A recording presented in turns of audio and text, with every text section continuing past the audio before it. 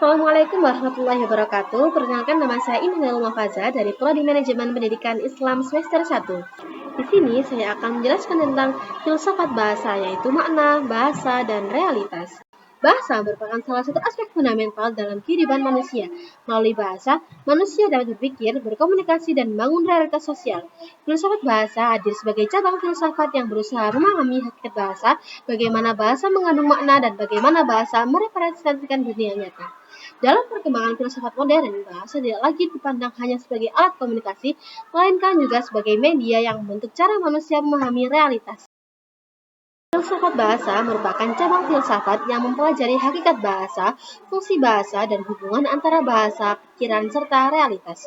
Fokus utamanya adalah pada bagaimana bahasa mengandung makna dan bagaimana bahasa digunakan untuk memahami dunia. Selanjutnya, ruang lingkup filsafat bahasa mencakup yang pertama, analisis makna dan referensi, yang kedua, struktur logis bahasa, dan yang ketiga, tindak tutur dan konteks penggunaan bahasa, yang keempat, hubungan antara bahasa dan pikiran, dan yang terakhir, perkembangan bahasa dalam masyarakat. Selanjutnya yaitu teori makna dalam filsafat bahasa. Yang pertama, teori referensial atau yang kita kenal referential theory of meaning, yaitu makna suatu kata tergantung pada objek atau hal yang dirujuknya di dunia nyata.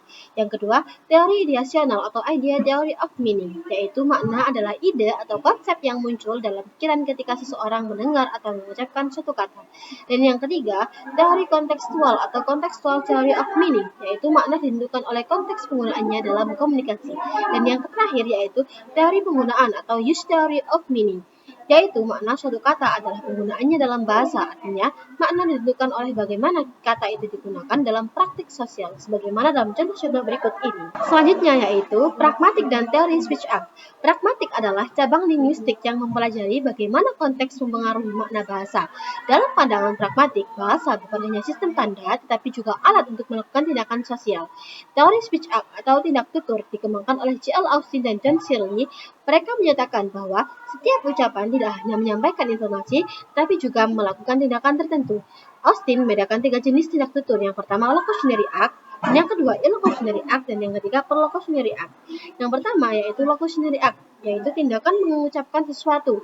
Yang kedua, illocutionary act, tindakan yang dilakukan melalui ucapan. Dan yang ketiga, perlocutionary act, atau efek atau dampak dari ucapan terhadap pendengar. Selanjutnya yaitu bahasa dan realitas.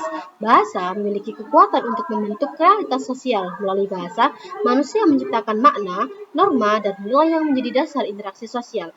Bahasa tidak hanya menggambarkan dunia, tetapi juga membentuknya melalui konstruksi sosial dan budaya. Dan yang terakhir yaitu bahasa dalam dunia digital. Perkembangan teknologi digital membawa perubahan besar terhadap penggunaan bahasa. Bahasa di dunia digital bersifat cepat, dinamis, simbolik, dan multimodal. Kemunculan internet, media sosial, dan kecerdasan buatan telah membawa revolusi dalam cara bahasa diproduksi, disebarluaskan, dan dipahami. Dunia digital adalah lahan subur bagi penciptaan bahasa baru. Singkatan, emoji, dan jargon teknologi menjadi bagian integral dari komunikasi sehari-hari.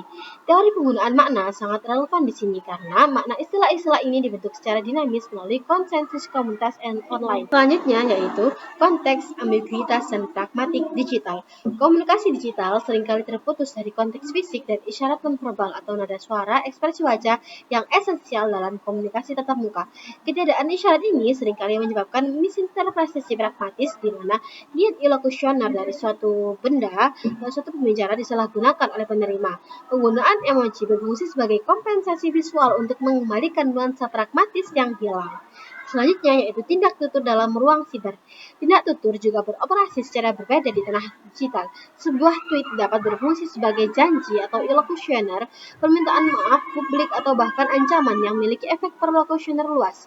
Filsafat bahasa perlu mempertimbangkan implikasi hukum dan etika dan tindak tutur digital seperti ujaran kebencian, hate speech, atau disinformasi yang memiliki konsekuensi nyata di dunia nyata. Selanjutnya, bahasa, realitas virtual, dan AI. Isu paling mutakhir adalah peran bahasa dalam realitas virtual, metaverse, dan interaksi dengan kecerdasan buatan AI. Ketika berinteraksi dengan chatbot canggih atau avatar di dunia virtual, pertanyaan filosofis muncul. Apakah bahasa yang dihasilkan AI memiliki makna atau hanya simulasi linguistik? Bagaimana bahasa membentuk realitas dalam lingkungan digital yang sepenuhnya artifisial?